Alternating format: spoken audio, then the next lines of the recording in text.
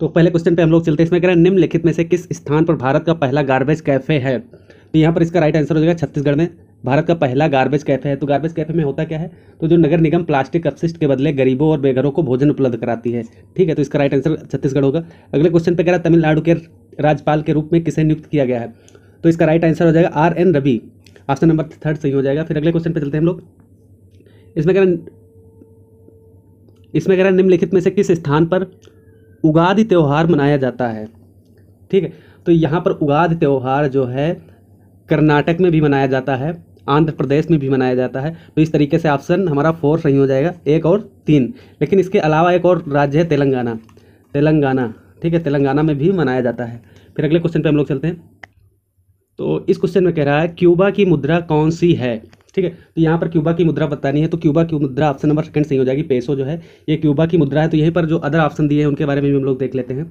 तो जैसे यहाँ पर जो कुना है, ठीक है, कुना क्रोएशिया की मुद्रा है, ये क्रोएशिया की मुद्रा है। डॉलर की बात करें तो डॉलर अमेरिका और ऑस्ट्रेलिया में यूज की जाती है मुद्रा, ऑस्ट्रेलिया और अमेरिका में। ठीक है, तो वहीं पर अगर बात करें यूरो की, तो देखिए यूरो जो है 19 यूरोपीय संघ के सदस्य देश जो हैं वहाँ पर यूज किया जाता है। तो अगर हम लोग उन जो 19 सदस्य देश हैं उनके बारे में देख लेते हैं। ऑस्ट्रिया नंबर 1 पे, बेल्जियम है, साइप्रस है, एस्टोनिया है, फिनलैंड है, France, Germany, Greece, Ireland, Italy, Latvia, Lithuania आदि इस तरीके के 19 देश हैं जहाँ पर यूरो करेंसी यूज की जाती है। फिर अगले क्वेश्चन पे हम लोग चलते हैं। इसमें कह रहा भारत का पहला स्वदेशी निमोनिया टीका न्यूमोलिश का लोकार्पण किसने किया है। ठीक है, तो यहाँ पर राइट आंसर हो जाएगा डॉक्टर हर्षवर्धन। ऑप्शन नंबर 3 सही हो जाएगा। तो डॉक्टर हर्षवर्धन ये हैं कौन आखिर, तो ये केंद्रीय स्वास्थ्य मंत्री थे पहले। लेकिन इस समय अगर प्रेजेंट टाइम पे वर्तमान में बात करें हम लोग, तो वर्तमान में जो स्वास्थ्य मंत्री हैं वो मनसुख मंडाविया हैं। ठीक है, केंद्रीय स्वास्थ्य मंत्री मनसुख मंडाविया, तो ये भी याद रखेंगे। फिर अगले क्वेश्चन पे हम लोग चलते हैं। इसमें अगर 2021 में सौर चक्र से किसे सम्मानित किया गया है। ठीक है, तो सौर चक्र से देखिए यहाँ पर 2021 में मेजर अनुज सूद को सम्मानित किया गया है। RFN प्रणव ज्योति दास को भी सम्मानित किया गया है, PTR सोनम शेरिंग तमांग को भी। तो यहाँ पर ऑप्शन नंबर हमारा 4 नहीं हो जाएगा। इन तीनों लोगों को सौर चक्र से सम्मानित किया गया है। ठीक है, तो इन लोगों को हम लोग याद रखेंगे, किसी भी तरीके से घुमा के पूछ सकता है आप लोगों से। ठीक है, फिर अगले क्वेश्चन पे हम लोग चलते हैं। तो इसमें कह रहा वेलोड्रोम इनमें से किस खेल से संबंधित है। तो यहाँ पर इसका राइट आंसर हो जाएगा साइकिलिंग से वेलोड्रोम शब्द संबंधित है। ठीक है, तो अगले क्वेश्चन पे हम लोग चलते हैं। इसमें कह रहा गृह मंत्री अमित शाह ने जनवरी 2022 में किस राज्य या केंद्र शासित प्रदेश के लिए पहला जिला सुशासन सूचकांक जारी किया था। तो यहाँ पर राइट आंसर हो जाएगा जम्मू और कश्मीर के लिए। ठीक है, फिर अगले क्वेश्चन पे हम लोग चलते हैं। इसमें कह रहा देश रत्न के नाम से किसे जाना जाता है। ठीक, तो देश रत्न के नाम से राजेंद्र प्रसाद को जाना जाता है। तो यहीं पर अगर बात करें जो रविन्द्रनाथ टैगोर हैं, तो इनको गुरुदेव और कवि गुरु के नाम से जाना जाता है। किसके नाम से, गुरुदेव और प्लस में कवि गुरु के नाम से भी जाना जाता है, कवि गुरु। ठीक है, ये जो रविन्द्रनाथ टैगोर इनको 2 नामों से जाना जाता है, इनको 2 उपाधि दी गई हैं, गुरुदेव और कवि गुरु। फिर वहीं पर अगर बात करें बाल गंगाधर तिलक, ठीक है, तो इनको देखिए लोकमान्य, मराठा केसरी और भारतीय अशांति के जनक 3 उपाधि इनको प्राप्त हैं। फिर यहीं पर जयप्रकाश की बात करें, जयप्रकाश नारायण जी को, तो इनको लोकनायक के रूप में उपाधि दी गई है, लोकनायक। ठीक, फिर अगले क्वेश्चन पे हम लोग चलते हैं। कह रहा साहित्य में नोबेल पुरस्कार कौन सी संस्था देती है। तो इसका राइट आंसर हो जाएगा इन चारों में से तो स्वीडिश एकेडमी स्टॉकहोम स्वीडन, ये शांति के क्षेत्र में साहित्य के क्षेत्र में नोबेल प्राइज़ देती है। तो वहीं पर अगर बात करें, ये जो है royal Swedish academy of sciences Stockholm Sweden, ये भौतिक विज्ञान और रसायन विज्ञान के क्षेत्र में नोबेल प्राइज़ देती है। जो ऑप्शन नंबर 2 संस्था है ये भौतिक विज्ञान और रसायन विज्ञान के क्षेत्र में पुरस्कार देती है। फिर यहाँ पर बात करें अगर ऑप्शन नंबर 3 पे, जो Nobel Assembly at Karolinska Institute Stockholm Sweden, ये जो ऑप्शन नंबर 3 है, ये चिकित्सा में नोबेल प्राइज़ देती है। फिर यहीं पर अगर ऑप्शन नंबर 4 पे बात करें, तो ये नॉर्वेजियन नोबेल कमेटी जो है ये शांति के क्षेत्र में नोबेल प्राइज़ देती है।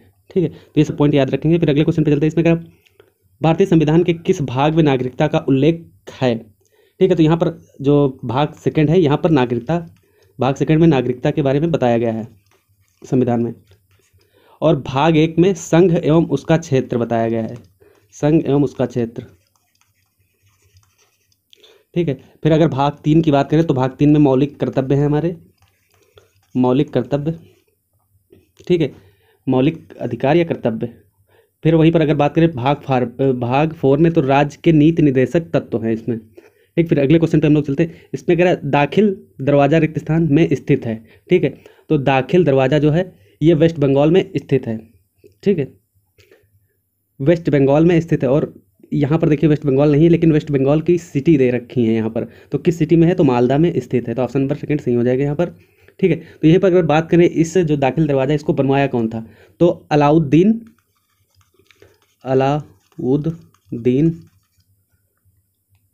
अलाउद्दीन हुसैन शाह ने बनवाया था। अलाउद्दीन हुसैन शाह ने बनवाया था इसको। ठीक है, फिर अगले क्वेश्चन पे हम लोग चलते हैं। इसमें अगर निम्नलिखित में से कौन सा हार्मोन हमारे शरीर को आपात स्थितियों के लिए तैयार करता है? ठीक है, तो एड्रेनालाइन जो हार्मोन है ये हमको आपातकालीन स्थितियों के लिए तैयार करता है। इसको हम लोग इमरजेंसी हार्मोन्स भी बोलते हैं। और ये अधिवृक्क ग्रंथि से स्रावित होता है। फिर अगले क्वेश्चन पे हम लोग चलते हैं। इसमें कह रहा वैश्विक खाद्य सुरक्षा सूचकांक 2021 में भारत कौन से स्थान पर था? जिसको हम लोग ग्लोबल फूड सिक्योरिटी इंडेक्स भी बोलते हैं इसको। तो इसका राइट आंसर हो जाएगा 71 नंबर सूचकांक था हमारा। फिर अगले क्वेश्चन पे चलते हैं। इसमें कह रहा एक सघन प्रतिदीप्त सीएफएल बिजली के बल्बों में रिक्त स्थान होता है। तो इसका राइट आंसर हो जाएगा इसमें कोई फिलामेंट नहीं होता। ऑप्शन नंबर फर्स्ट नहीं हो जाएगा। अगले क्वेश्चन पे चलते हैं। इसमें कह रहा दूध की शुद्धता किस यंत्र से मापी जाती है? तो देखिए यहाँ पर लैक्टोमीटर से दूध की शुद्धता नापी जाती है। और यहीं पर अगर बात करें जो हाइग्रोमीटर है, तो यहाँ पर आर्द्रता हाइग्रोमीटर से मापी जाती है, आर्द्रता। ठीक है, और इसी का एक और मिलता जुलता नाम है हाइड्रोमीटर। ठीक है, हाइड्रोमीटर से द्रव्य की श्यानता नापी जाती है। ठीक है, और गैल्वेनोमीटर से क्या नापा जाता है? तो गैल्वेनोमीटर से करंट या धारा नापी जाती है। ठीक है, विद्युत धारा नापी जाती है, विद्युत धारा। ठीक है, और इसी गैल्वेनोमीटर का एडवांस वर्जन है अमीटर, जिसको हम लोग बोलते हैं एडवांस वर्जन अमीटर। उससे भी धारा नापी जाती है। ठीक, फैदोमीटर अगर बोले तो यहाँ महासागरीय गहराई नापी जाती है। ठीक है, फैदोमीटर से। फिर अगले क्वेश्चन पे चलते हैं। इसमें अगर बुलंद दरवाजा रिक्त स्थान द्वारा बनाया गया था।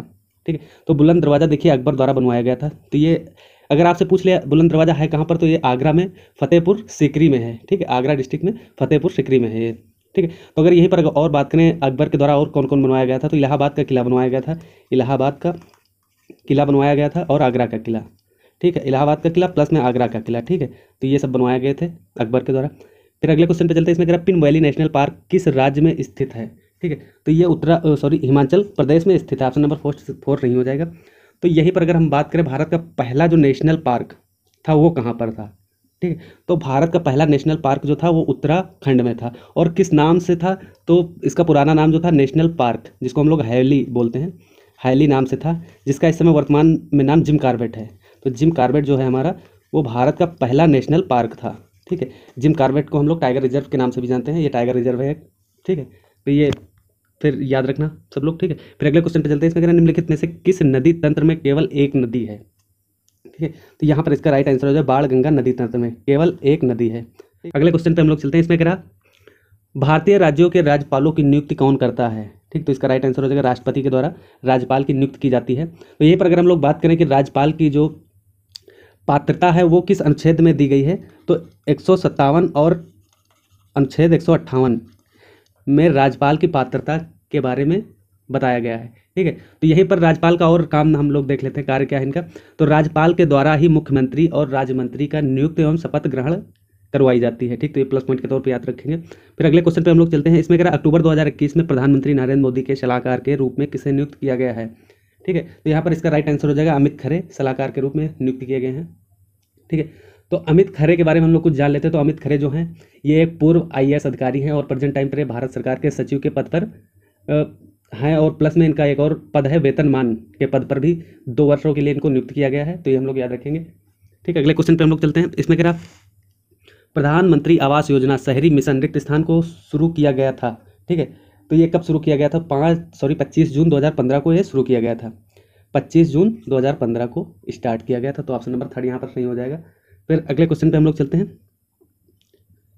इसमें कह रहा है निम्नलिखित में से कौन SCO का सदस्य नहीं है? SCO मतलब संघाई कोऑपरेशन ऑर्गेनाइजेशन। ठीक है, तो इसका सदस्य कौन सा नहीं है? तो यहाँ पर अगर हम बात करें कौन कौन से सदस्य हैं SCO में, SCO में 8 टोटल सदस्य हैं। नंबर 1 चीन, कजाकिस्तान और 3 पे किर्गिस्तान है, फिर 4 पे तजाकिस्तान है, 5 पे उज्बेकिस्तान है, 6 रूस, फिर 7 पे भारत है और 8 पे पाकिस्तान है। ठीक, तो ये 8 देश हैं हमारे। 8 देशों में अफगानिस्तान देश जो है ये SCO में नहीं शामिल है। तो यहीं पर अगर बात करें SCO में भारत और पाकिस्तान ये जो 2 देश हैं ये कब SCO में शामिल हुए थे?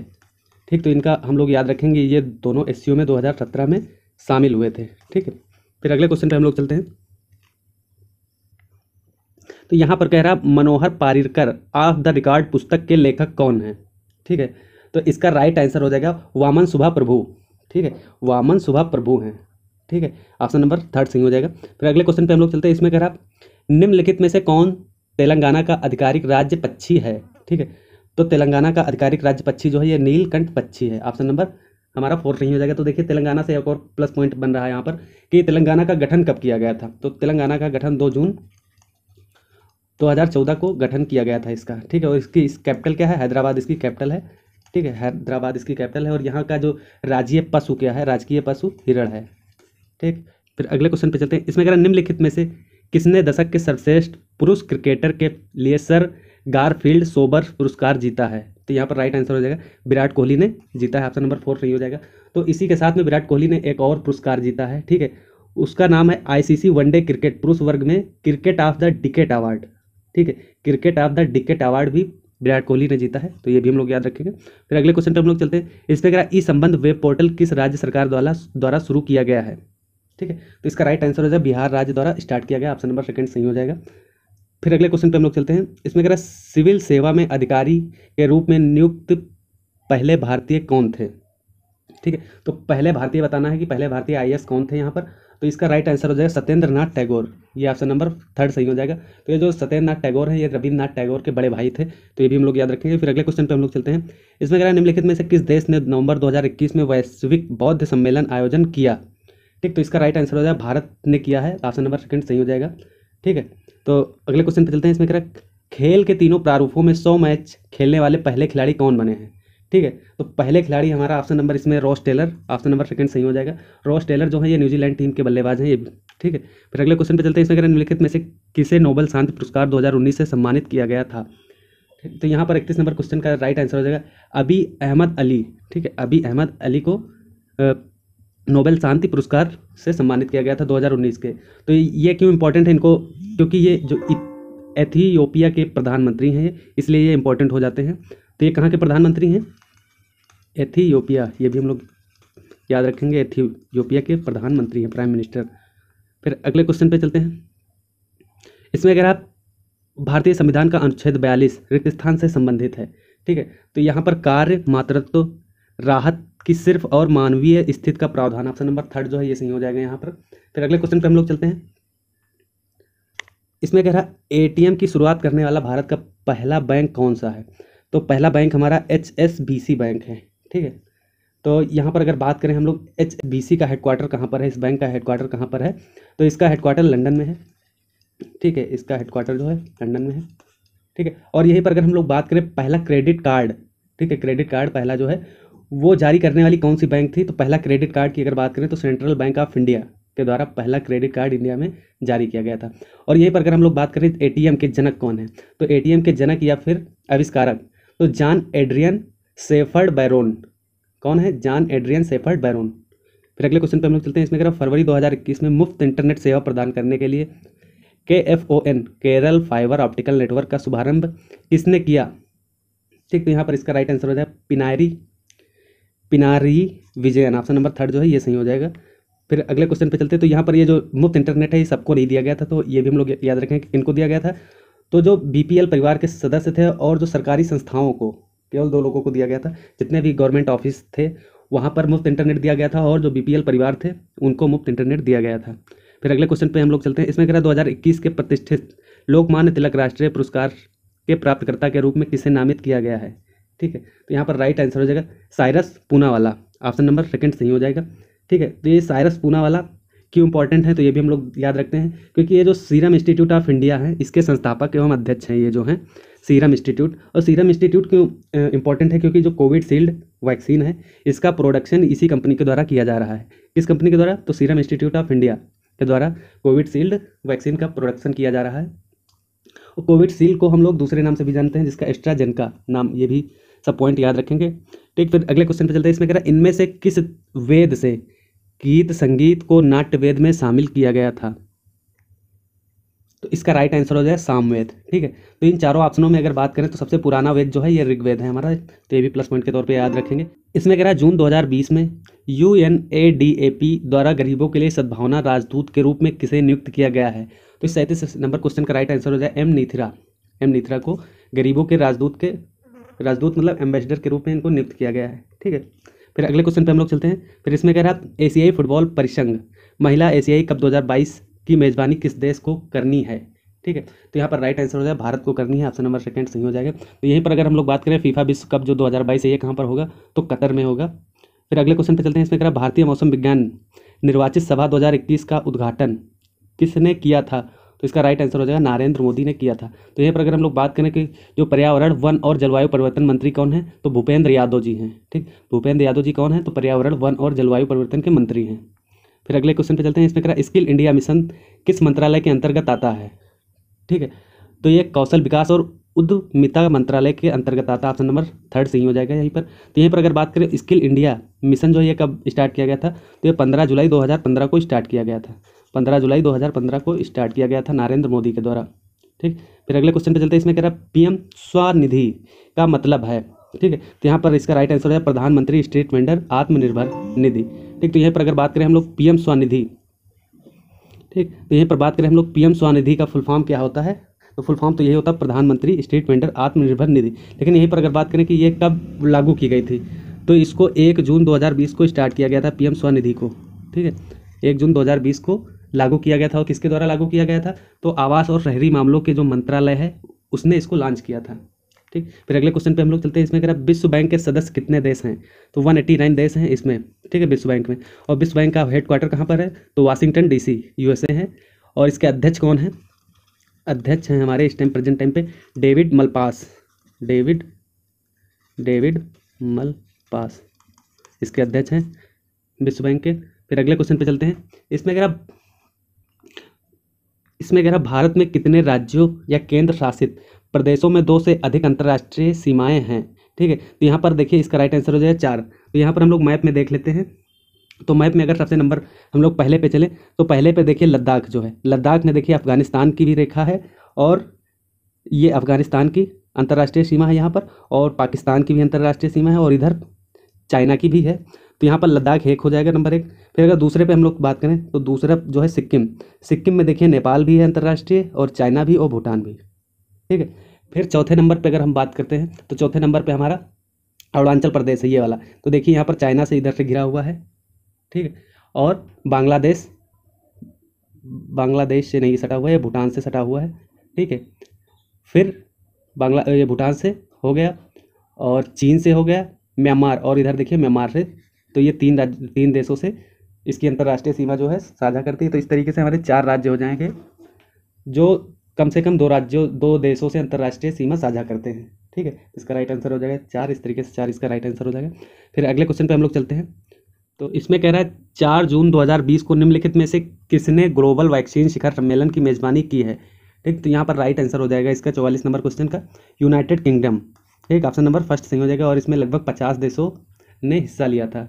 ठीक, फिर अगले क्वेश्चन पे चलते हैं। इसमें कह रहा है किस संधि के माध्यम से तीसरा एंग्लो मैसूर युद्ध समाप्त हुआ है, तो इसका राइट आंसर हो जाएगा श्रीरंगपट्टन की संधि के द्वारा। ठीक, तो ऑप्शन नंबर फर्स्ट सही होगा। और यहाँ पर अगर आपसे ये भी पूछ सकता है कि एंग्लो मैसूर युद्ध कितनी बार लड़ा गया है, तो ये 4 बार लड़ा गया है। ठीक, फिर अगले क्वेश्चन पे चलते हैं। इसमें कह रहा विश्व हिंदी दिवस कब मनाया जाता है, तो ये 10 जनवरी को मनाया जाता है। फिर अगले क्वेश्चन पे चलते हैं। इसमें कह रहा Indian Railway Institute of electrical engineering रिक्त स्थान में स्थित है। देखिए ये क्वेश्चन आप लोगों के लिए इंपॉर्टेंट है कि रेलवे अपने बारे में 1-2 क्वेश्चन जरूर पूछता है। ठीक है, तो यहाँ पर देखते हैं। तो इसका राइट आंसर हो जाएगा नासिक में Indian Railway Institute of electrical engineering स्थित है। ठीक है, तो यहीं पर अगर हम लोग बात करें लखनऊ में, ठीक, तो लखनऊ में भारतीय रेल परिवहन प्रबंधन संस्थान स्थित है। और अगर पुणे की बात करें, तो पुणे में Indian Railway Institute of Civil Engineering, ठीक है, ये स्थित है। कौन सा स्थित है, इंडियन रेलवे, यहाँ पर पुणे में Indian Railway Institute of Civil Engineering. ठीक, तो ये पॉइंट याद रखेंगे। फिर अगले क्वेश्चन पे हम लोग चलते हैं। इसमें अगर रविन्द्रनाथ टैगोर साहित्य पुरस्कार 2020 किसने जीता है। ठीक, तो यहाँ पर 48 नंबर क्वेश्चन का राइट आंसर हो जाएगा राजकमल झा। ठीक है, तो अगर राजकमल झा की मतलब कौन सी बुक के लिए इनको मिला है ये पुरस्कार, तो बुक का नाम है the city and the sea. The city and the sea, इसके लिए इनको पुरस्कार मिला है राजकमल झा को, रविन्द्रनाथ टैगोर साहित्य पुरस्कार 2020। फिर अगले क्वेश्चन पे चलते हैं। इसमें कह रहा है एसटीटी स्टैंड फॉर, एसटीटी का पूर्ण रूप इसने पूछा है, तो इसका राइट आंसर है hypertext transfer protocol. Option number 3 सही हो जाएगा, हाइपरटेक्स्ट ट्रांसफर प्रोटोकॉल। फिर अगले क्वेश्चन पे हम लोग चलते हैं। इस पर कह यूनिसेफ की स्थापना किस वर्ष हुई थी? ठीक है, यूनिसेफ की स्थापना पूछ रहा, तो 1946 में हुई थी। तो यहाँ पर यूनिसेफ का अगर फुल फॉर्म हम लोग देख लें तो United Nation International Children's Emergency Fund होता है। ठीक, फिर इसके अगले क्वेश्चन पे चलते हैं। इसमें कह रहा भारत के निम्नलिखित केंद्र शासित प्रदेशों में से कौन सा भौगोलिक क्षेत्र में सबसे छोटा है? ठीक है, तो यहाँ पर एरिया वाइज पूछा है, सबसे छोटा केंद्र शासित प्रदेश पूछा है, तो सबसे एरिया के हिसाब से लक्षद्वीप सबसे छोटा है। ठीक है, तो यहाँ पर 4 नंबर सही हो जाएगा, ऑप्शन नंबर 4। तो इस तरीके से इस वीडियो के सभी क्वेश्चन कंप्लीट होते हैं। तो हम उम्मीद करते हैं आप लोगों को काफ़ी एक वीडियो पसंद आई होगी, और इसमें जितने सारे हमने क्वेश्चन पुट किए हैं काफ़ी इंपॉर्टेंट हैं एनटीपीसी CBT 2 के लिए, सभी लेवल के लिए। तो हमारे चैनल को अभी तक अगर आप लोग सब्सक्राइब नहीं किए हैं तो प्लीज़ सब्सक्राइब कर लें इसी तरीके की नई वीडियो पाने के लिए। ठीक है, तो हम लोग कल मिलते हैं एक नई वीडियो के साथ, तब तक के लिए धन्यवाद।